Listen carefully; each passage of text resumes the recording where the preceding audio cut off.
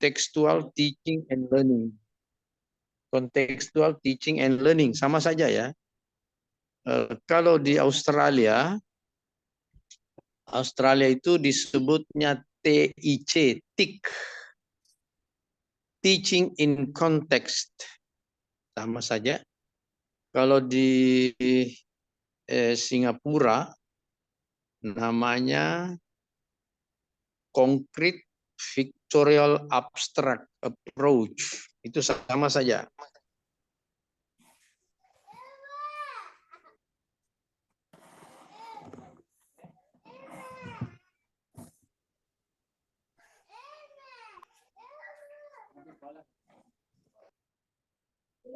Cara yang mempelopori dan mengembangkan itu memberi nama yang berbeda ya.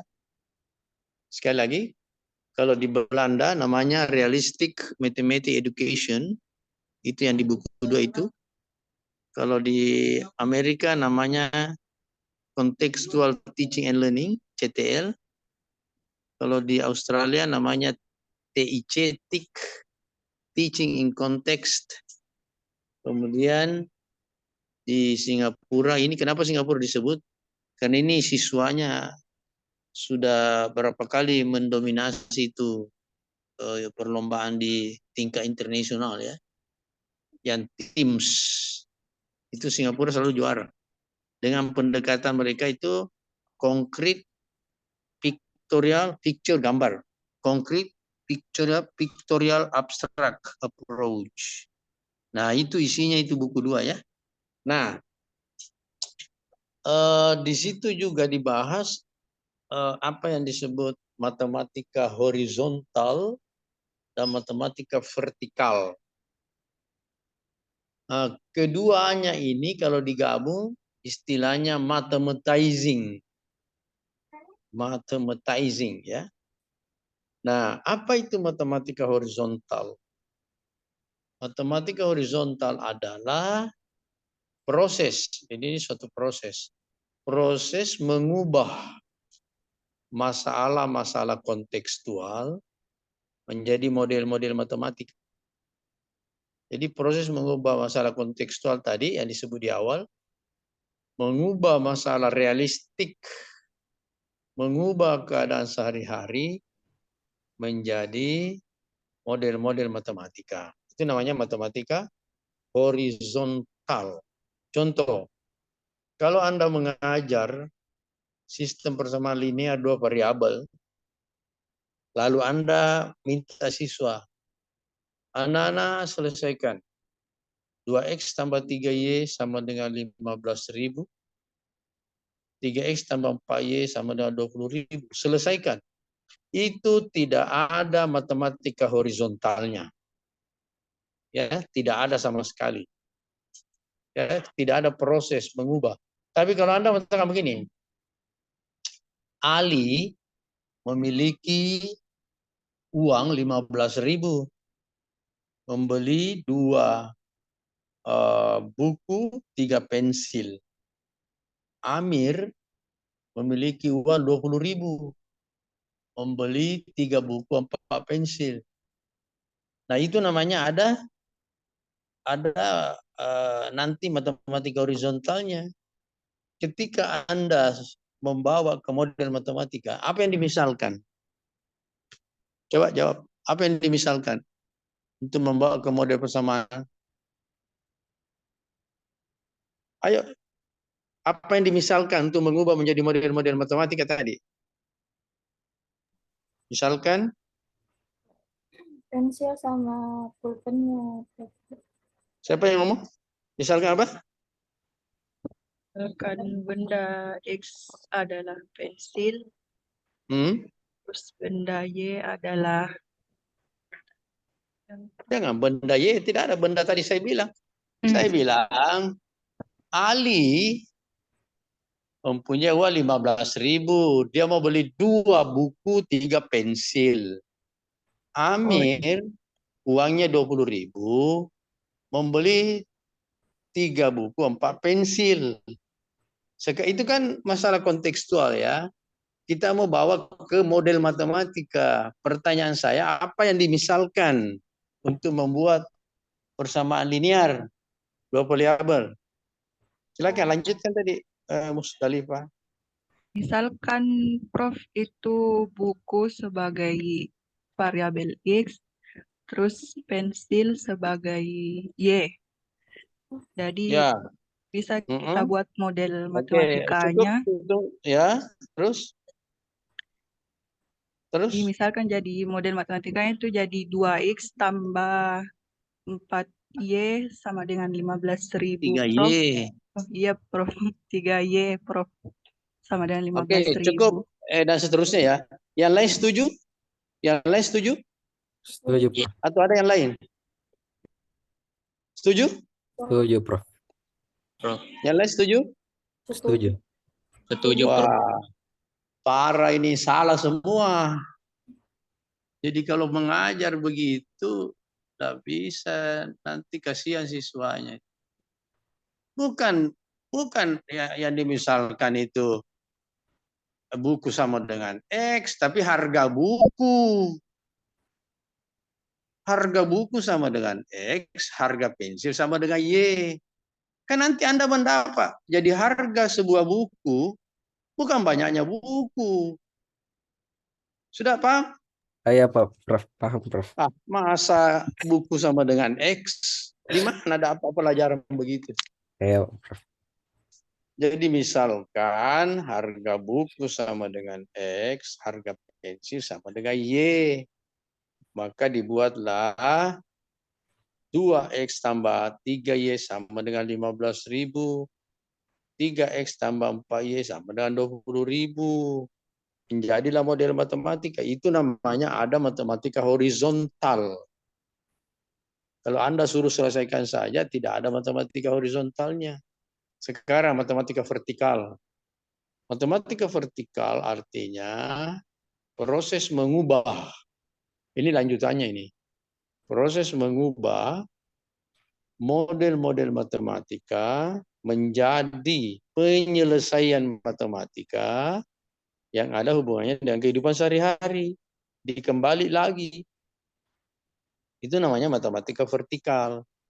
Nah, misalnya contohnya, kalau Anda sudah selesaikan tadi SPDLP-nya, misalnya dapat X, katakanlah 3.000, ya.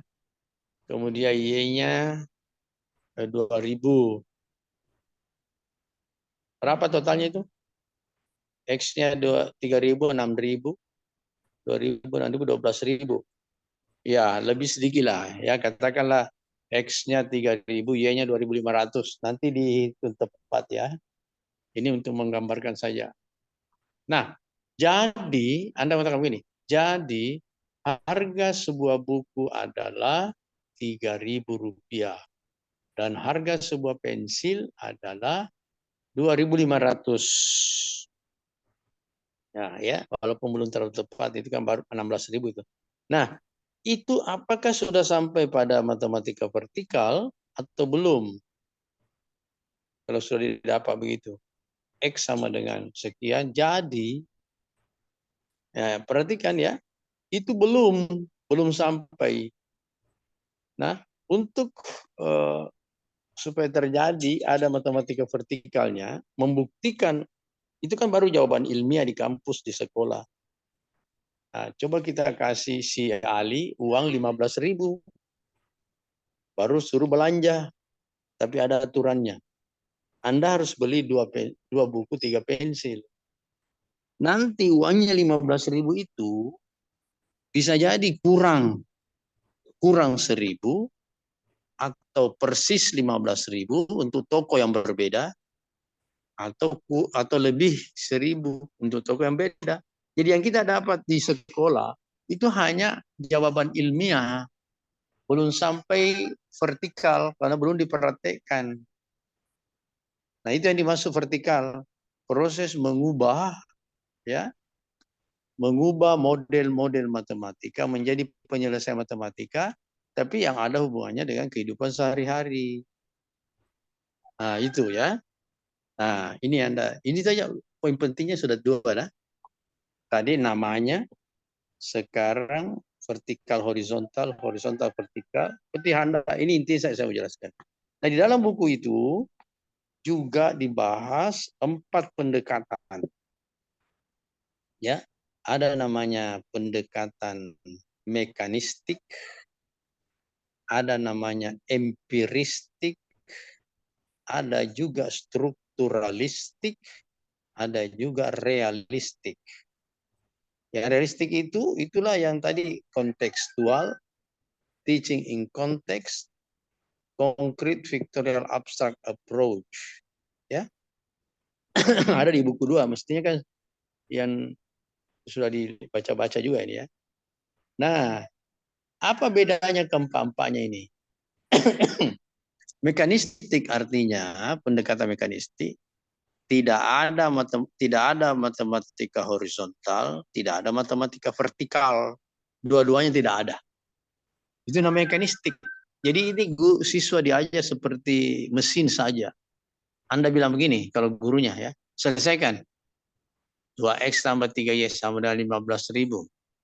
3x tambah 4y sama dengan 20.000. Langsung bilang. Setelah itu dapat x sama dengan 3.000, y sama dengan 2.500. Berhenti. Itu namanya mekanistik. Tidak ada dua-duanya. Ya. Yang kedua, empiristik. Kalau empiristik, ada matematika horizontal, tidak ada matematika vertikal.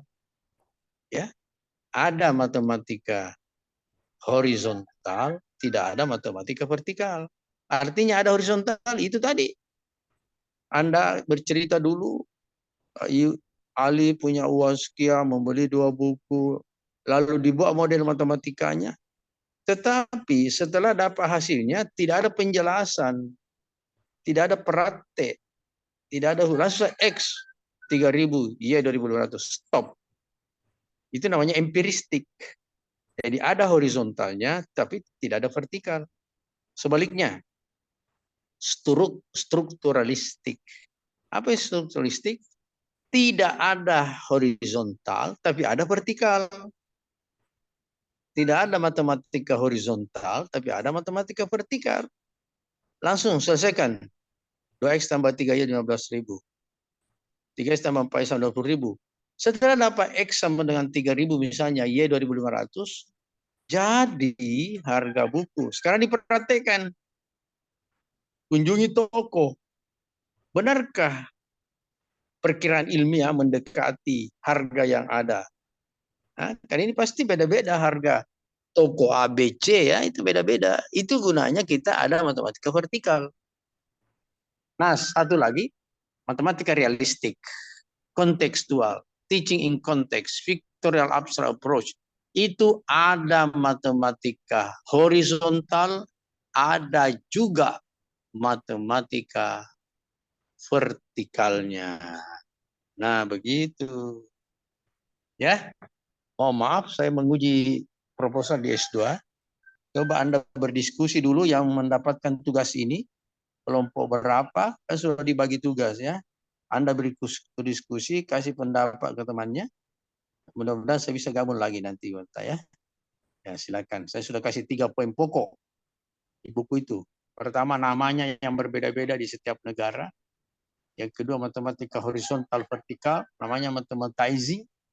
Kemudian yang ketiga, 4 pendekatan dengan unsur-unsur vertikal horizontal. Yang mendapat giliran ini Pak Silmo, ya, coba dipantau temannya yang mendapat topik ini, coba dia yang memandu. Belum menyajikan ya, tapi dia bisa memberi tambahan informasi dari saya. Saya izin sementara dulu. Mudah-mudahan masih bisa gabung nanti kalau tidak, kalau ada waktu ya. Saya izin keluar dulu mau menguji proposal tadi. Silakan berdiskusi ya. Iya, Prof. Iya. Iya. Ya, makasih, Prof. Ya, yang mendapat bagian ini kan ada tuh.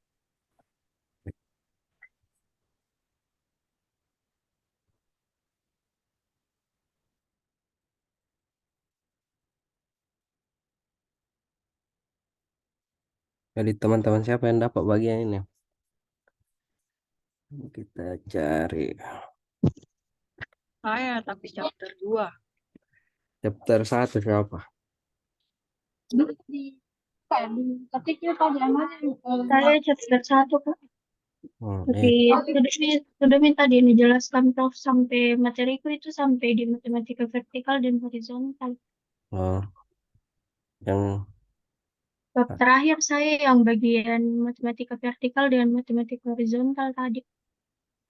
siapa tahu ada mau ditambahkan memang yang chapter 1 tadi.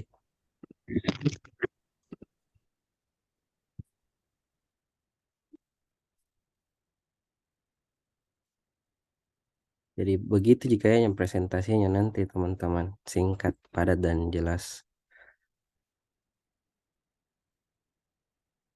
Mirip-mirip penjelasannya Prof lah.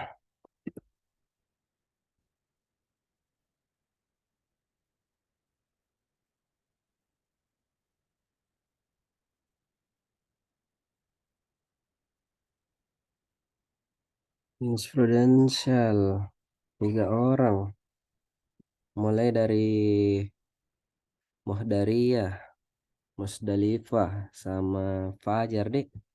Bang Fajar, Mas Fajar mana ini Mas Fajar? Kenapa Kanda?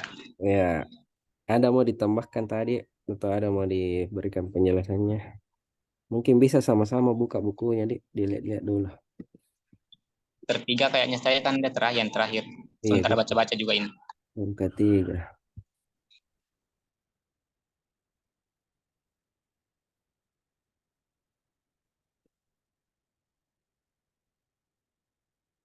Ada sebenarnya mau aku kasih tau Prof, tapi pergi.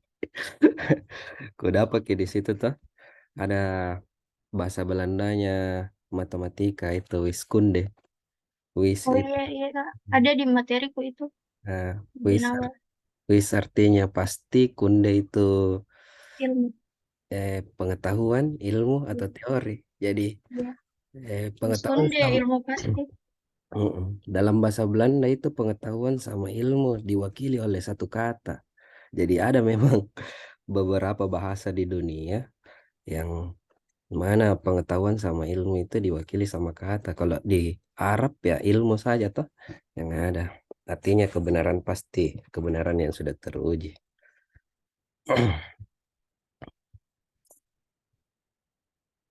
Tapi pergi Prof.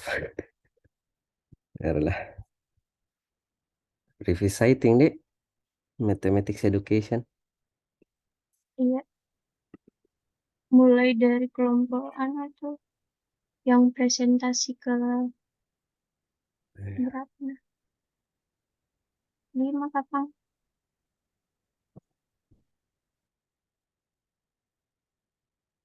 Tadi kepastian dan ketentuan.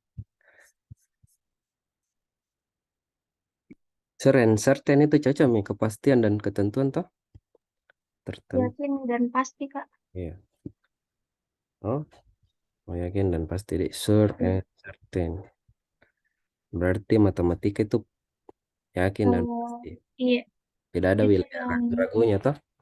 itu yang nanti mau dijelaskan di bagian pertama itu apa itu matematika. Nah, itu Mi ada nanti muncul dari yang Wiskunde tadi tuh Iya. dalam bahasa Belanda Kak. Sure and certain. With. Spende.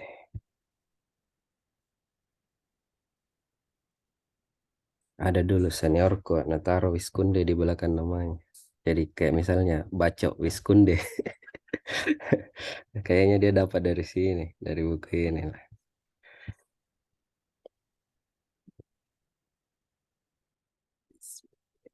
With and Zeker. Sure and certain. Dia tidak ada wilayah ragu-ragunya. Kalau matematika tidak sama statistik, dia memiliki wilayah probabilistik seperti yang bilang Prof. Arif toh. Ada kemungkinan errornya. Dia selalu menyisakan kemungkinan error. Kalau probabilistik, kalau matematika tidak boleh salah. Salah berdosa Ki. Ya,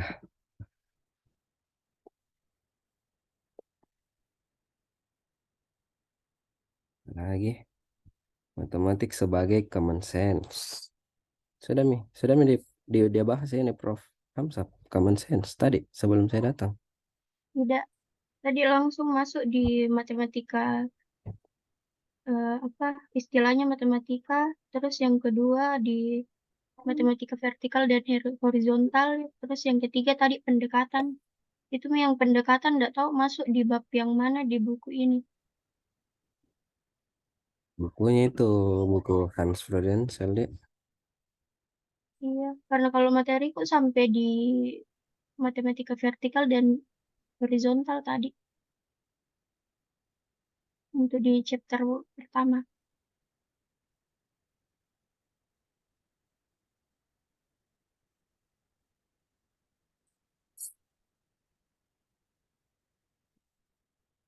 Kalau common sense apa maksudnya?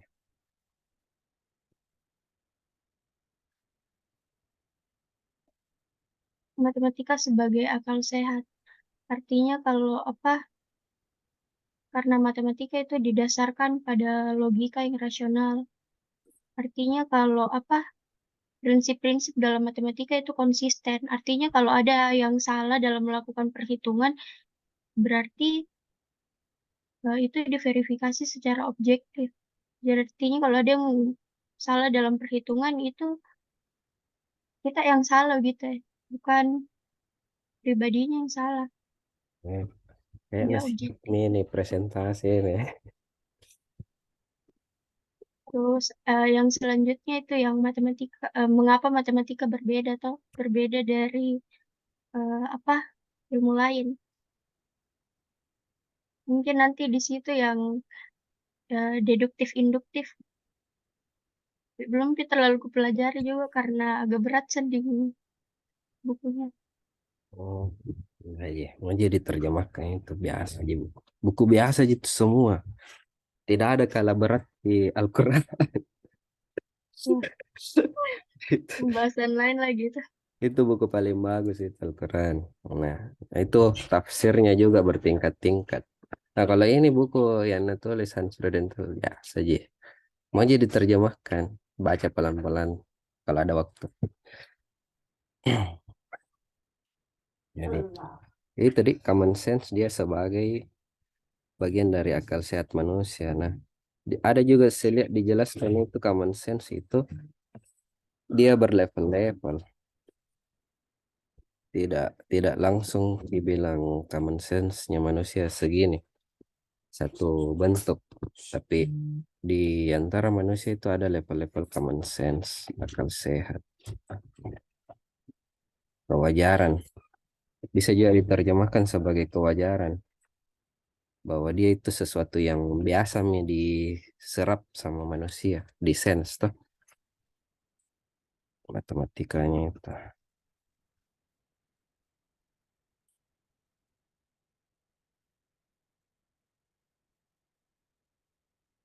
Terus kalau apa yang matematika dikatakan sebagai akal sehat ada di situ di buku dia bilang eh, matematika dianggap sebagai akal sehat tetapi tetap diperlukan pemikiran kritis dan evaluasi yang cermat dalam menerapkan konsep matematika dalam konsep yang nyata. Karena memang dalam matematika kan juga ada keterbatasan dalam hal tidak semuanya bisa didapat dalam konteks nyata begitu. Ada yang di luar memang. Iya, Kan begitu. baru Itu konsep akan biasanya maksud dalam itu buku. biasanya di masa depan baru didapat aplikasinya Iya, biasanya dia. iya.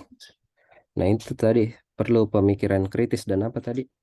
Kritis dan evaluasi yang cermat dalam Ah, menerapkan konsep matematika dalam konteks nyata. evaluasi dan cermat itu sudah juga ada dijelaskan di buku yang sebelumnya itu For Ernest. Dia disebut tapi ini sebagai konstruksi sosial. Dia disebut sebagai public scrutiny. Jadi pengawasan publik. Jadi pengawasan publik itu selalu kritis. Jadi selalu diperiksa apakah konsepnya masih sesuai dengan zaman, relevan atau tidak, masih Iya, benar atau tidak. iya. Ya, dia. Itu yang jadi perdebatan juga Kak, apakah matematika itu benar-benar yakin dan pasti toh?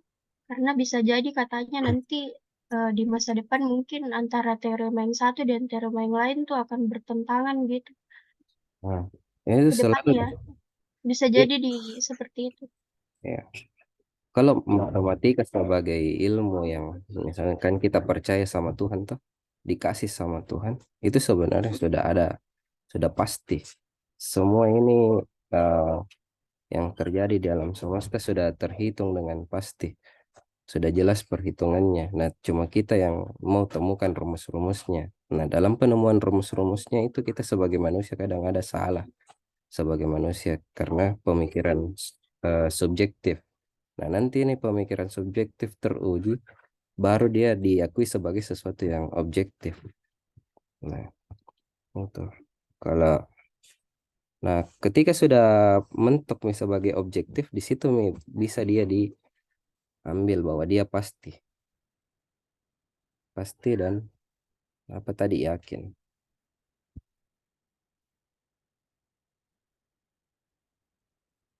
Jadi berjalan pengujian terus-menerus itu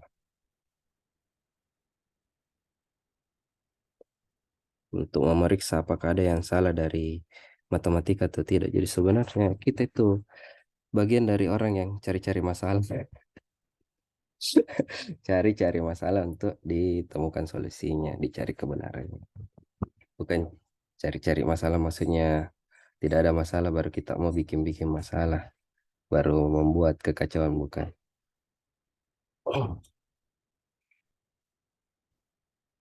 Ya, selain siapa tadi? Ayu Permatasari, Dek. Muhdaria, Daria Musdalifah Isbat. Mungkin bisa.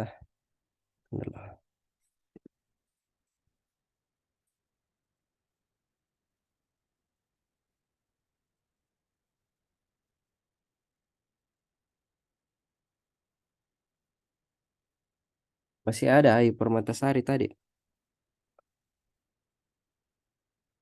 Ayu Permatasari. Pergi ya.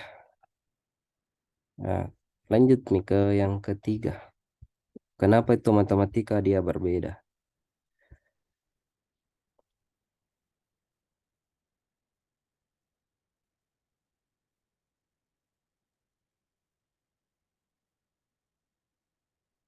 Terus mengapa matematika berbeda? Ini karena matematika dianggap berbeda karena memiliki karakteristik yang membedakannya dari bidang pengetahuan lainnya.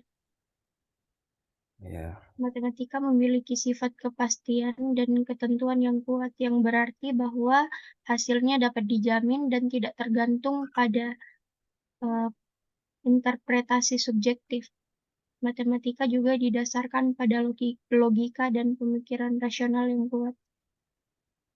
ya. Apa tadi yang subjektif kita bilang? Matematika memiliki sifat kepastian dan ketentuan yang kuat, yang berarti bahwa hasilnya dapat dijamin dan tidak tergantung pada interpretasi subjektif. Ya,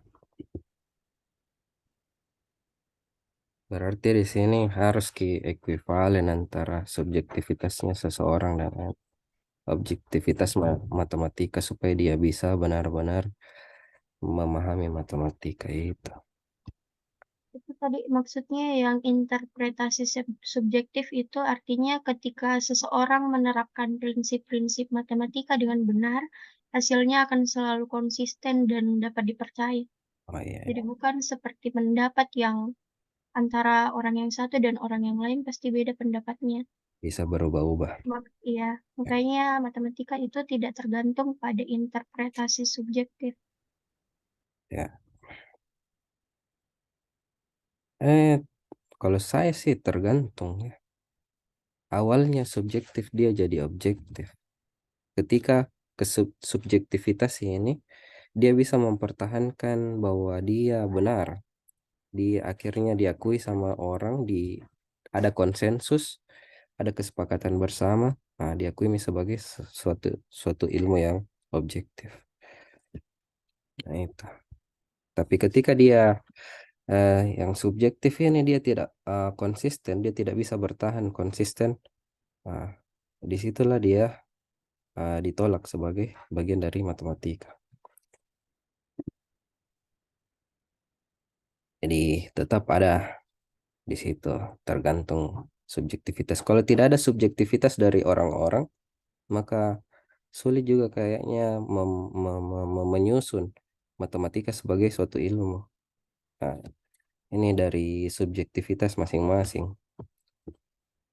Dan akhirnya dalam penggunaannya, karena ini matematika juga adalah bahasa, dia sebagai alat komunikasi, jadi harus sesuai antara satu orang dengan orang lain. Jadi ada kesepakatan simbolik di situ.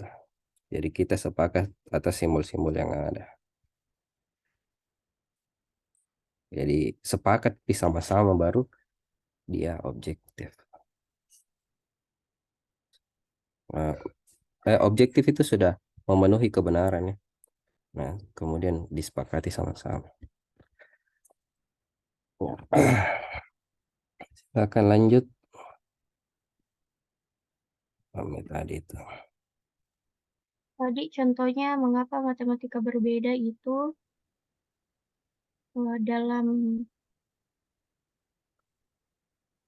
aljabar, di mana ada simbol-simbol. Contohnya dalam persamaan X tambah 2 sama dengan 5, di mana X adalah simbol yang mewakili suatu nilai yang belum diketahui. Konsep ini membutuhkan pemikiran abstrak dan manipulasi simbol untuk mencari nilai X yang memenuhi persamaan. Nah, keabstrakan ini membuat matematika ini berbeda dari bidang pengetahuan lainnya yang lebih berhubungan dengan pengalaman nyata. Matematika memungkinkan kita untuk memodelkan dan menganalisis fenomena nyata, tetapi pendekatan yang digunakan seringkali lebih abstrak dan tergeneralisasi.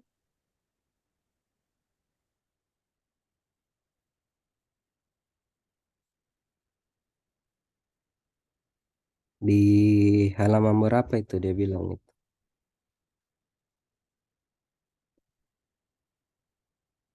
Masih di kenapa matematika berbeda begitu? Why mathematics is different?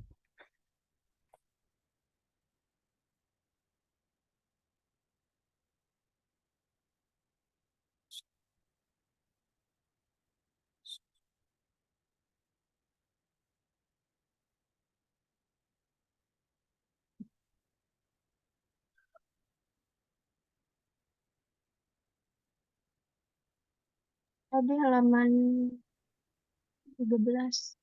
17. 17. 13. Hah? 13. 13. 12 example. 12, 13. Ya sepakat lah. Lanjut nih paling. Apa 12 sampai 14 itu contohnya. Banyak contohnya di situ.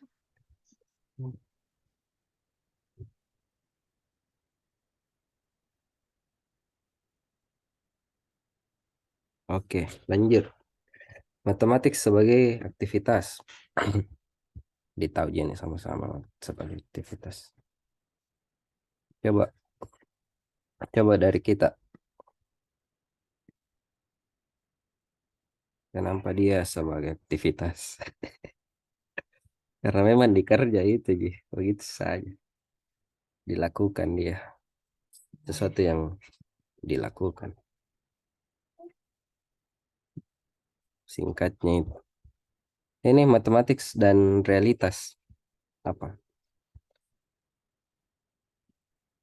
Cecam itu yang aku bilang, karena dia dikerja tuh dilakukan. Jadi dia adalah aktivitas. Toh sederhananya begitu. Bagaimana teman-teman yang lain? Baca-baca. Bagaimana itu? Ayo. Silakan. Kita dulu ini. Ayo sebagai pemateri. Mana teman kelompok tamu dari ya? Lain mina kerja ini yang lain. Ada jika. Nanti tanya gitu Prof. Hamsa apa dia diskusikan ya.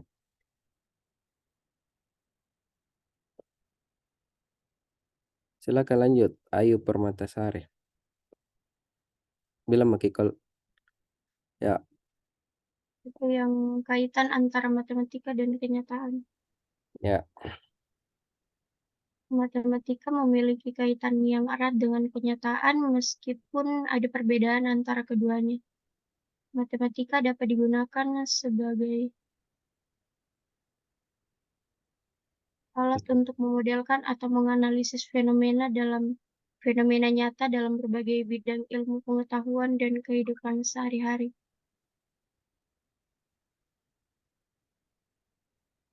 Itu tadi deh hubungan.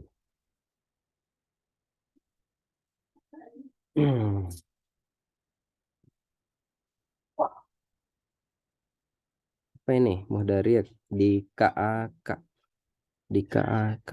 lagi asistensi apa maksudnya itu di KAK apa maksudnya itu?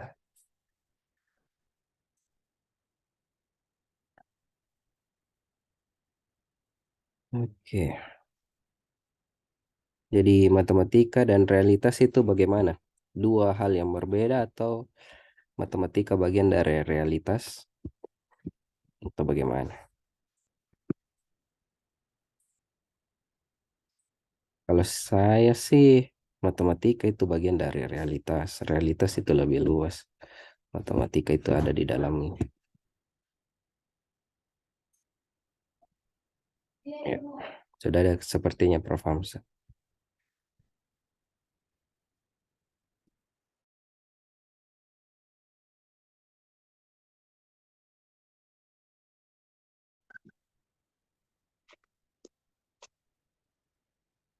Ya, gimana Silmu? Ada pertanyaan yang tidak jelas jawabannya atau ada yang mau dikomentari, silakan. Teman-temannya silakan. Ya, teman-teman ada yang mau dikomentari bagaimana? Ada yang mau ditanya? Mungkin sudah dapat juga tambahan penjelasan dari yang punya tugas ini ya pada bagian itu.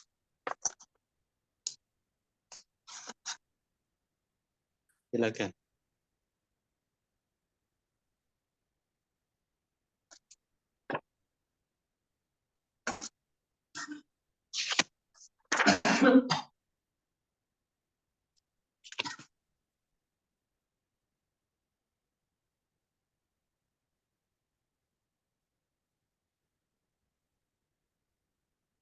Saya Prof. Silakan. Tadi kan dimodelkan matematika itu bahwa dia ada horizontal dan vertikal. Apakah ada dimensi lainnya itu selain horizontal dan vertikal itu, Prof? Ya, kalau mathematizing itu saja. Itu yang dibahas di buku itu namanya mathematizing. Jadi dua aspek saja. Nah, yang ada itu istilah lain. Kalau matematika horizontal, istilah lainnya itu matematika tidak standar. Kalau matematika vertikal, nah itu yang disebut standar. Ini istilah lain dari pakar yang berbeda. Tapi secara umum itu tadi pengertiannya. Ada juga yang memberi istilah matematika horizontal itu disebut matematika non formal, dan matematika horizontal itu vertikal matematika formal. Itu. Jadi tidak ada lagi dimensi lain, tetapi yang ada istilah lain. Itu ya. Nah, itu jawabannya. Silakan kalau masih ada. Istilah lainnya ada.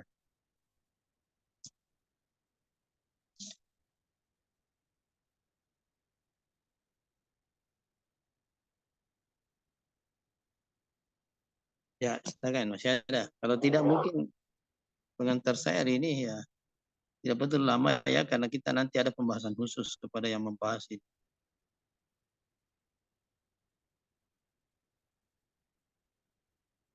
Kelompok 1 sepertinya sudah siap, Prof.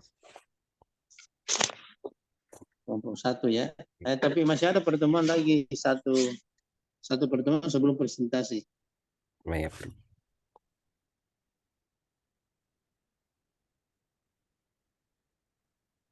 Ini tadi kami sampai membahas matematika dan realitas itu, Prof.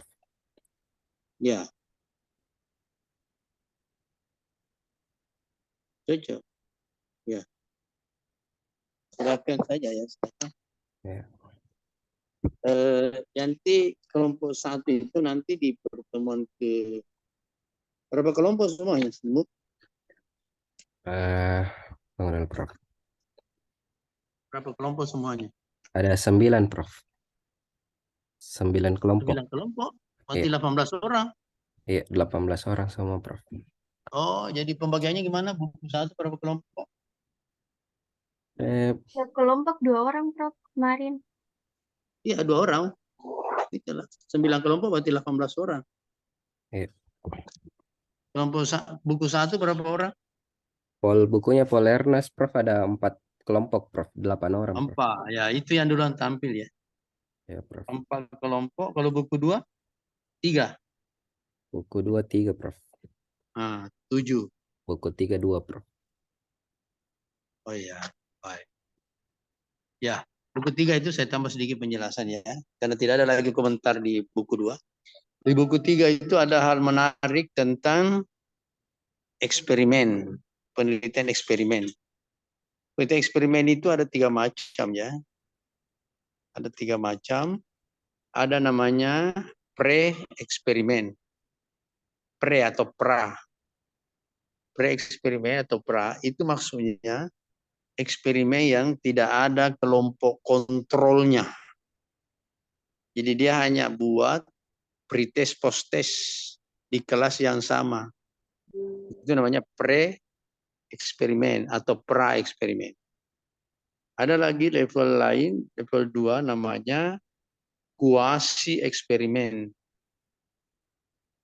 Kuasi eksperimen itu artinya yang sering disebut eksperimen semu. Apa maksudnya eksperimen semu? Ya, eksperimen yang dibuat dengan tidak bisa mengontrol semua variabel. Ya, tidak bisa mengontrol semua variabel. Di pendidikan itu terlalu banyak variabel. Tidak mungkin bisa dikontrol semua. Sehingga di pendidikan itu dia pada umumnya eksperimen semu saja. Tetapi ini eksperimen semu ada kelompok kontrolnya. Ya, ada kelompok kontrolnya. Begitu ya. Eksperimen semu tadi, pre-eksperimen tidak ada kelompok kontrol. Ini ada kelompok kontrol, ada kelompok eksperimen.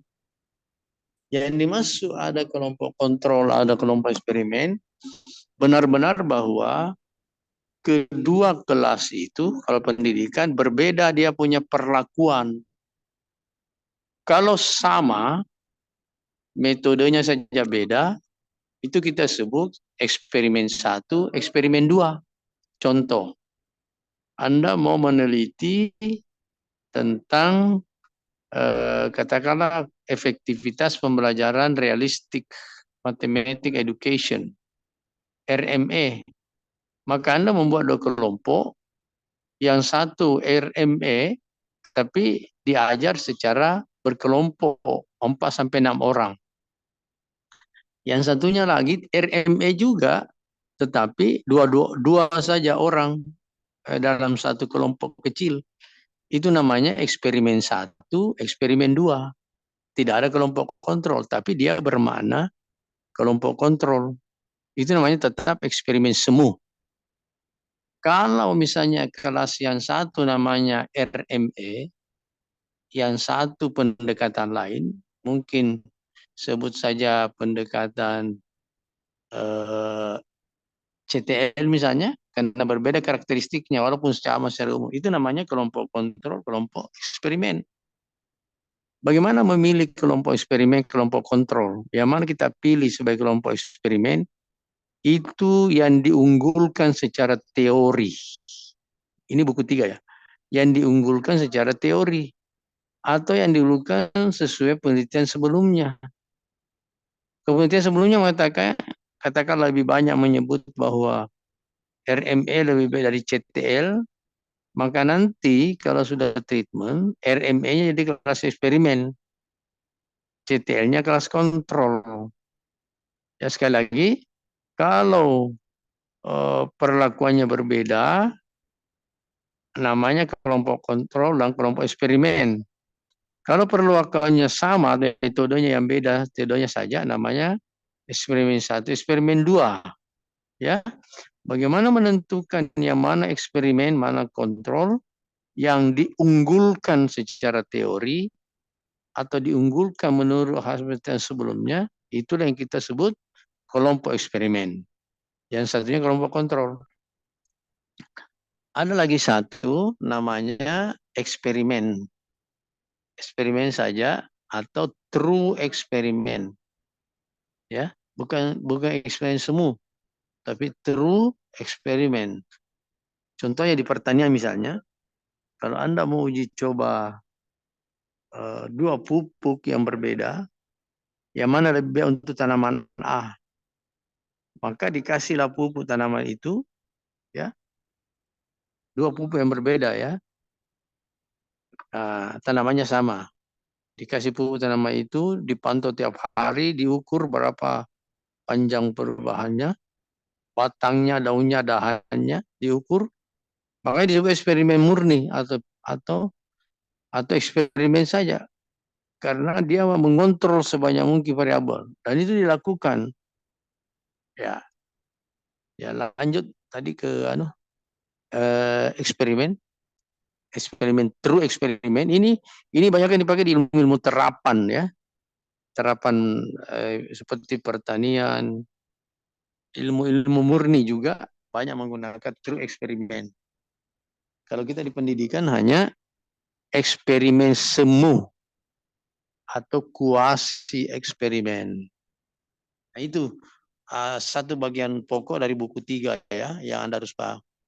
Ya, yang lain nanti kan dibahas oleh kelompok yang membahasnya, sambil saya komentari juga. Saya kira itu. Mungkin ada mau bertanya, silakan.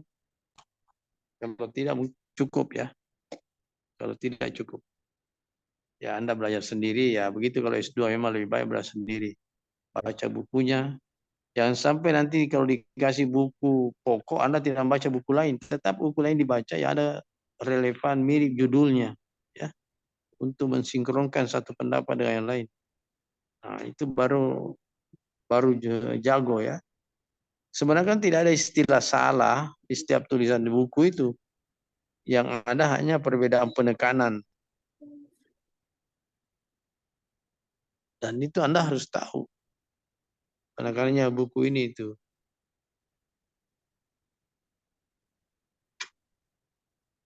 Cukup ya, silakan komentari kalau ada. Teman-teman Kalau di ya. absen ya, ilmu ya. Iya, Prof. Ini yang hadir 17 ya. Iya, Prof. Tadi 18, Prof. 18, Prof. 17 Oh, orang. ada yang Kurangnya 18 dan saya tuh. ya Agustian Tatogo, Prof. Belum masuk ini, Prof. Agustian. Iya. Oh, tapi dia kan sudah pindah kelas, sudah resmi. Ya, Prof. Sudah resmi pindah kelas A ya. Iya, Prof. Sudah resmi, Prof. Ya. Yang pertemuan lalu dia datang, Prof. Ya. Oke, silakan pertanyaan satu orang. Kalau tidak ada cukup. Anda belajar sendiri ya. Lanjutkan. Ya, teman-teman silakan. Terkait tugas mungkin.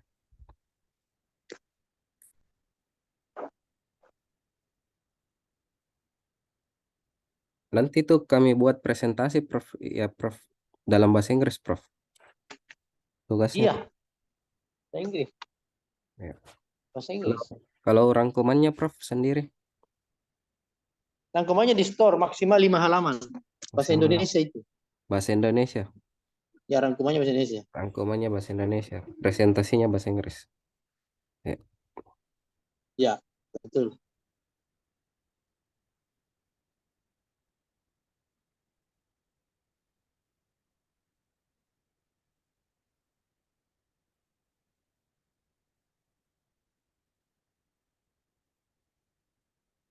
Bagaimana teman-teman, ada yang mau diperjelas lagi? Ya, kalau tidak cukup ya. Ya. Kalau terkumpul uang bukunya, Pak Silmo bisa dikirim nanti ke rekening, nanti saya teruskan ke penerbit. Oh iya, Prof. Sudah ada satu kelas ya. Maaf ini Prof, ada mungkin yang terakhir Prof. Ada saya dapat ini di bukunya Hans Freudenthal itu Wiskunde Prof. Wiskunde itu kan istilah matematika. Iya Prof. Makanya banyak pakar yang memberi nama, itu bahasa Belanda ya. Iya bahasa Belanda Prof. Ya Wiskunde. Ada beberapa istilah itu, ada banyak. Saya pernah menulis satu artikel, ada berapa? Mungkin ada 15 istilah yang berbeda itu untuk matematika. Ya. Itu salah satu istilah yang berbahasa lain, bahasa Belanda. Ya, saya kira cukup ya. Ini ada itu Prof. Saya lihat kunde itu artinya pengetahuan. Kunde Kenapa? artinya kunde bermakna pengetahuan, sains dan teori Prof. Jadi saya lihat antara pengetahuan Terus jadi ya. ada di situ di buku 2 itu ya, lengkap itu penjelasannya. Jadi Ya. apa maksudnya kalau Wiskunde? Kunde itu knowledge, science, and theory. Ya. Jadi saya lihat memang ada bahasa yang mana knowledge dan science itu diwakili oleh satu kata saja, Prof. Kunde. Sains itu dalam bahasa Inggris dua maknanya. Iya, Prof. Kalau Ada sudah sains di bahasa maksudnya Inggris memang IPA. deh. Ada sains itu maknanya IPA. Ya. Ada sains maknanya ilmu. Ya, Prof. Secara keseluruhan. Yang kita kalau di sains misalnya fakultas matematika dan ilmu pengetahuan alam. Itu diterjemahkan dalam Faculty of Mathematics and Sciences. Ya, Prof. Nah, berarti sains yang dimaksud di situ IPA. Saya lihat juga ini terakhir-terakhir sudah jarang kayak ilmu sosial, Prof. Itu sudah hilang pengetahuan di tengah-tengahnya, Prof. Ilmu Hilang apa? sosial saja. Sekarang sudah disebut misalnya kayak di sekolah-sekolah itu ilmu alam saja, Prof. Ilmu alam, ilmu sosial sudah menghilangkan pengetahuan di depannya. Itu kan nomenklatur begitu, bergantung apa yang dikeluarkan di keputusan menteri misalnya kalau ada perubahan ya bisa jadi. Ya, Prof. Termasuk di Iya, bisa Kongres jadi. LIPI itu, Prof. Ya. Ya. Oke, baik. Saya lihat Cukup ya. Maaf Prof, ada ini laporannya Pak Agustian, Prof. Dia ikut pertemuan tim dengan LPDP, Prof. Jadi dia izin, Prof. Oh ya, tidak apa-apa, izin saja, tulis izin. Ya. Sama Nur Hasana sebenarnya, Prof. Tapi Nur Hasana ini Ya. ada di dalam Zoom meeting kita, Prof. Ya, wah, tidak apa-apa. Ya. Ya. Ya. Cukup ya, saya izin live. Soalnya ada lagi ujian 9.30. Kalau tidak ada kuliahnya, silakan Anda bergabung ya. Ada itu ya, proposal lagi 9.30. Kami belum dapat linknya itu, Prof. Yang 9.30. Ada di mungkin di Yusran atau Erdin. Pak Yusran ya. Atau ada, saya kirimkan kalau sudah ada. Saya juga belum dapat ini. Saya baru mau cari. Oh ya, Prof. Ya. Ya, baik. Ya, saya izin live ya. Saya coba cari link. Ya. Terima kasih banyak, Prof. Ya. Subhanakallahumma bihamdika, asyhadu an la ilaha illa anta, astaghfiruka. Assalamualaikum warahmatullahi wabarakatuh. Waalaikumsalam warahmatullahi wabarakatuh. Salam warahmatullahi wabarakatuh. Alhamdulillahirrahmanirrahim. Terima kasih, Prof. Saya izin live. Ya.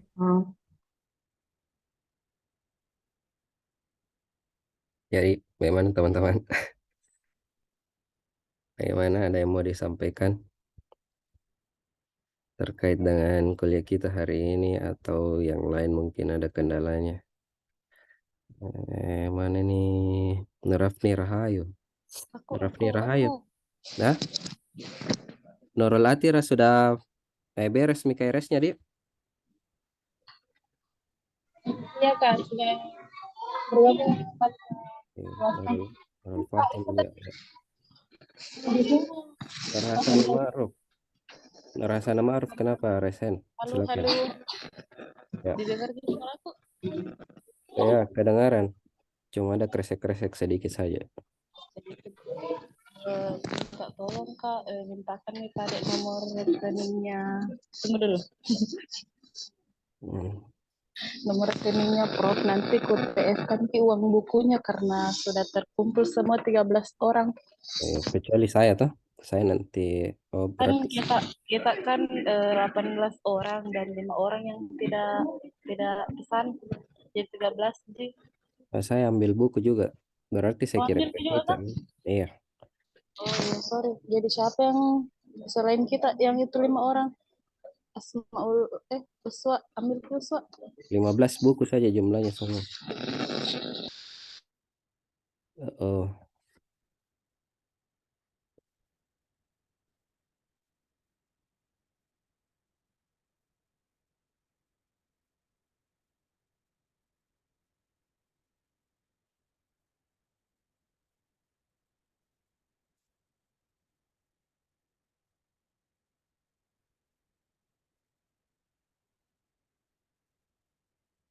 halo. Ya, jadi mati lampu ini teman-teman. Mati lampu saya di rumahku nih. Jadi cepat-cepat nih. Kayaknya sinyal ini. Ya, transfer di berarti saya juga transfer ke kita atau bagaimana nanti ya. Ya, kalau ada mirip. Tadi izin Isna. Ya, lift ya. Assalamualaikum. Salam mati lampu. Izin lift. Sinyal agak putus-putus ini. Kalau tidak ada mungkin sudah bisa di end meetingnya. Kita diskusi di grup WhatsApp saja.